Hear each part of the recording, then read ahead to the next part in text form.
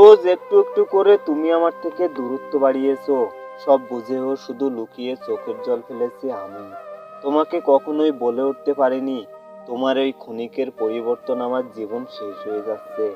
তুমি আমার জীবন থেকে চলে গেছো ঠিকই, কিন্তু দিন শেষে তুমি আমার উপর অভিযোগের পাহাড় গড়ে গেছো।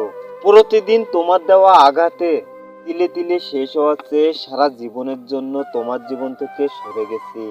আর হয়তো এটাই তুমি চেয়েছিলে সব সময়, একটা সুন্দর সম্পর্ক যেখানে কোনো কিছু গোপন করতে হয় না, মিথ্যে বলতে হয় না, এমনকি সম্পর্ক টিকিয়ে রাখতে ভানও করতে হয় না, যার কাছে নিজের দুর্বলতাগুলো বললেও মনের মধ্যে ভয় থাকে না, কারণ সেই মানুষটা কখনোই সেই দুর্বলতার জন্য কথা শোনাবে না আর অপমানও করবে না।